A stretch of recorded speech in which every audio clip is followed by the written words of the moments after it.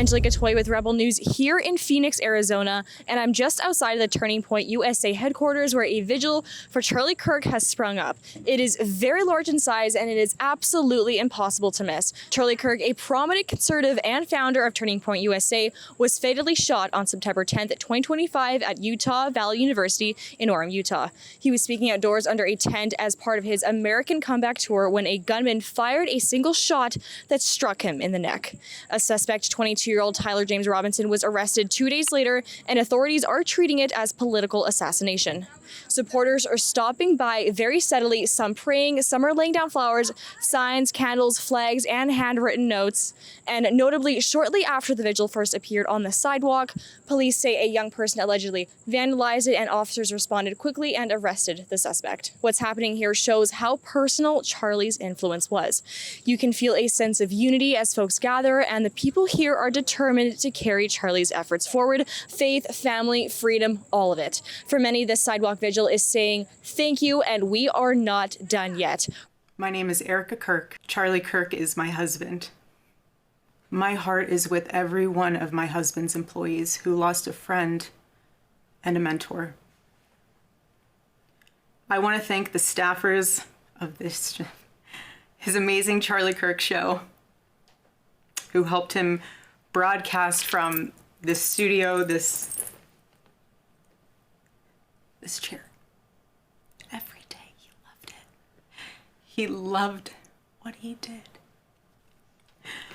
I want to thank the millions of people who have shown their love for Charlie here in Phoenix, across America, and worldwide. How has Charlie Kirk impacted you? Oh man, he's made such a difference in the young people's lives, and we see that. We're a little older. So for me, he's opened a lot of eyes for younger people, whereas I'm a little older, so I've seen a little more. I was very would sit in the middle politically, and when I started following him, it really started opening my eyes. But then a couple years later, he came to our church, and then I saw the flood of people coming in. We were at capacity, but they opened the doors and people were sitting on the floor and up against the wall and overflow, and I've never seen anything like it, and I knew it was a special moment. I can't even try to describe it. I mean, he changed everything that I knew about, politics. I come from a socialist country in Eastern Europe. My parents grew up in the communism, and I come here for college, and I just see these things about liberals wanting socialism here, and Charlie just completely opened my mind, that's wrong.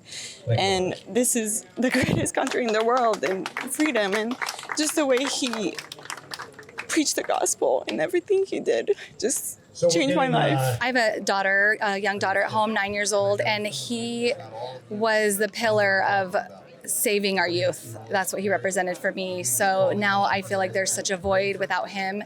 And who is my daughter going to look to as she gets older and has to make these decisions in life? And I just felt so safe and confident that with him or people like him or his organization around, that she would be okay. When she doesn't want to listen to me or my husband, there's people like him fighting for our kids. And that's the first thing I thought about, is who's going to fight for our kids moving forward. So I'm praying that Erica can take the reins and save the next generation. If anybody can do it, she can do it. I know she will. 100%, yeah. I followed him quite a bit and watch his videos every day, and I'm going to start crying. He was kind of who I went to for guidance on where to stand with issues. I always knew I would get an educated answer and truth and a love of God and a faith and an inclusiveness. And so he was kind of where I went to get the pulse of the situation when everythings were questionable. I was like, well, what did Charlie say? It's kind of like that saying, what would Jesus do? And I don't mean to elevate him to that level, but he was such a reliable, intelligent, knowledgeable person that you could always go and get answers. And if you weren't sure, and I didn't agree with everything. I mean, there was things that I was a little bit different on, but I always knew I would get the straight truth, and that was what I banked on. And now I feel like, who's going to give us this? Charlie Kirk has impacted my life in a way that I can't even describe. I mean, I'm still numb about what happened, because when I found out about him, it was 7 or 8 months ago, And I was going through like a very difficult time because I had just gotten out of like a very toxic environment, and I was just like so isolated. And plus I'm like in college, so I just needed someone to listen to, someone that actually like will understand what's happening in my life. And I felt like Charlie Kirk was definitely that person, because he spoke a lot about faith, which is something that has like kept me here alive from like after what happened to me. And the fact that he was like encouraging us youth to like he went to campuses, he helped a lot of people. I mean, I've been watching a lot of videos online about how he's been helping a lot of youth. So that's the same thing for me. I feel like I can't just describe it in like one word or one sentence. I just feel blessed that I was able to at least watch his videos and like get to, although I didn't meet him in person, I really wish I like met him. I flew here all the way from Berkeley just to be with him for the last time, and I'm really happy to be here. I'm not gonna celebrate my birthday. It's on October 15. I just feel so bad. I don't want to. I grew up here. I'm hearing the line is already I'm used to starting. the debates and the discussions and the moving parts in history. And People don't want to miss my it. wife And I don't here, want you to she miss was the out. one that really got me I can't tell you onto what's gonna get through. listening, I really can't. really listening 2:30 to in the what's morning. being I said, don't know. what's being All I know is this. discussed right Everybody now, gets and what the gonna be in that challenges and the problems that we're facing. You're gonna get over and there, it's gonna Charlie be a and party. everything We're gonna be about praising the Lord, TPUSA, the we're movement, praising Jesus, and we're gonna be together. all of it And has just whether we're in the been parking lot, whether we're peeling standing back in layers, line, whether we're inside the building, it doesn't matter. showing the We're gonna be truth praising the of Lord things, the whole and time. the truth is always hard And to it's get gonna be at. an amazing But event tomorrow. as the Bible says, the truth And if is the you most see me important tomorrow, thing. I'm gonna try As to Charlie get has big said, cross the as word much is as I what can, is the but most important sometimes thing. I It won't be able pierces to. the But I veil, want you it to say hi. If pierces you come up lies. to me, that'd be And I think that's the amazing. most important thing. And more than I know anything that I all take the away, folks, all the it's employees at the way that just he say that they love you and embodied thank you for his coming out. faith, But right how now, he I'd like- embodied I'd like to play that, the that Christ spot likeness from, that we are all called from to Erica as again. believers. Then we're gonna Everything close it. from Thank you. loving my wife to loving other people to bringing the community together to displaying every fruit of the Spirit. That is everything that he has impressed upon me the most. And as he said, everything political, debate worthy, everything comes from his faith. That's where it all stems from. And I think that's the same way it inspires me, and I think a lot of other people too.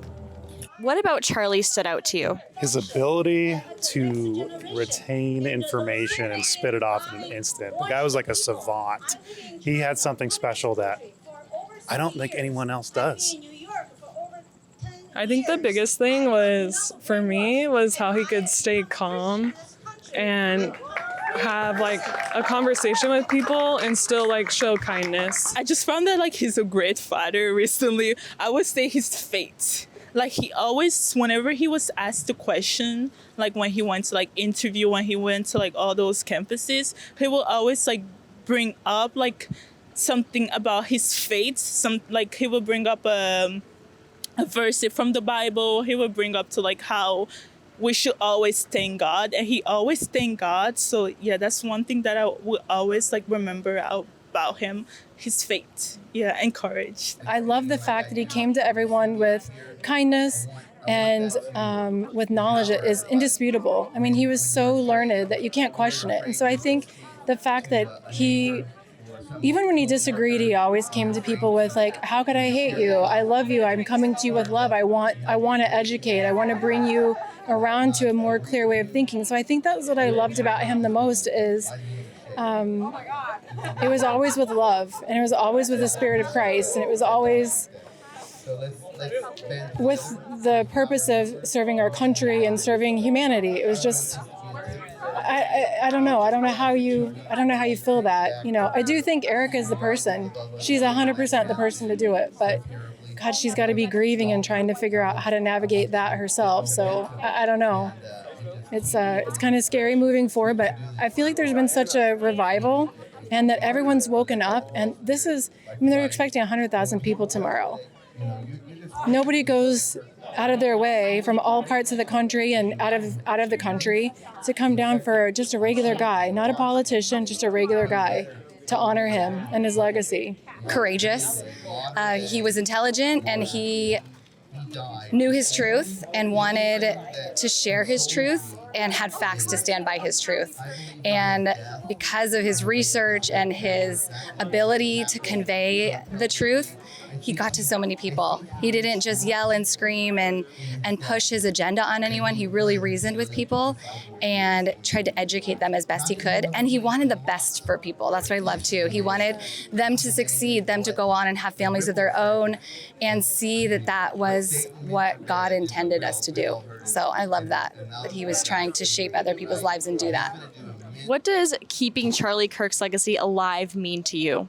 I just signed up to be part of the U.S. plan, and I just feel like that's something that we should definitely do, even if I don't end up being selected or in it. I'm still I'm not gonna be afraid to raise my voice, to use my freedom of speech, and to help others, and not just be scared to speak up, because that's something that everyone should be able to do. Speak up, don't use violence, just use words, and just use your words. Keep moving forward with what he's done, leading people to the truth, leading people to God, and not rising up in anger, not causing destruction, and not doing what other people may do. Following in Charlie's footsteps would be grace, kindness, compassion. You know, we live in Los Angeles, a very liberal city. Just being a light to wherever we can. You know, I was getting an oil change on my car, just preparing to come do this trip here. And my car mechanic had Fox News on, and he saw me watching. And he started talking to me about Charlie Kirk, and he was very upset about the people mocking his death and making fun of that. And I said, they don't know the Lord like Charlie did. And I proceeded to share the gospel with him. And it's just amazing that God can be glorified even through this tragedy. And we'll keep on doing that. After hearing Erica's speech, I've inquired to start a chapter in our area in St. George, Utah. So I'm going to look into that further and hopefully get something off the ground with the help of other moms like Monica and myself that want that for our kids. And maybe by the time my daughter is in high school, it will already be well established and she will just hit the ground running. That's my hope. We have 2 little kids at home, and I think it's to raise them to be like that, to be compassionate towards others, but stay strong in the truth and what they believe. Well, I think it's even more imperative now. I mean, this is, never been more obvious that it's a fight between good and evil. And I think that we were just listening to podcasts on the way down here, and it's it's a call to coming back to center for common decency. And so I think it is imperative now more than ever. This isn't a left or right thing. It has to be a common decency and a fight for integrity and for the survival of our country, and fighting off the evil, like Erica said, the evildoers. So I think it's, right after it happened, I was very worried. I thought, who's going to do this? Ben Shapiro, Matt Walsh, all awesome guys, but they're not Charlie. Charlie has a way of conveying his message, like you said, in a very honest and sincere and calm way that, as well-intended as everybody else is, they're just not him. So I was a little bit worried at first, but I really feel this is it. They've already had 58 or 60,000 requests for new chapters. There's no doubt in my mind that this is precisely how he would have wanted it to go. It's just unfortunate that this is what had to happen to make that dream come to pass. Carrying it forward is first and foremost living what the word says. Loving my wife as strongly as Charlie loved Erica. If I could even begin to love this woman as a shadow of how much Charlie loved Erica, that would be, that was in my vows, to love someone as much as Christ loved the church, and to continue with everything else, spreading the gospel, fighting for what is true, fighting for what is right and just and moral, and not by any human wisdom, but by godly wisdom, by biblical wisdom, how to carry that forward, that's what I will be continuing to strive for. And you actually mentioned to me that you live a neighborhood away from the alleged shooter, Tyler Robinson. Yeah, so I don't really have a whole lot to say about that, but he is about 3 miles from our house. And so when we found out that he was from St. George, like I said, it's a very small community. It's a very religious community. There's not a lot of crime. I mean, there are things that happen, but it's, you know, it's a very safe place. And so to find out that something horrific like this happened, and then it was really literally in our backyard. My kids have friends of friends that knew this kid and went to high school with him. So it's a very loose affiliation, but it's shocking, you know, and I don't think you ever want it to be associated with anything horrific like this. But I mean, I was shocked. I'm sure you were too. Like it's just, you're just beside yourself that this could be in our neighborhood, you know, essentially. For me, it shows that no matter where you live, our children are being preyed on, whether it's video games or social media. So it just made my walls go up even further to help educate my daughter and understand myself and not be naive that it couldn't happen anywhere, because it can. So that was a big wake-up call, I think, for a lot of us locals with younger children, that we still need to protect them from the rest of the world, because they are so vulnerable no matter what age, and they can be infiltrated and brainwashed.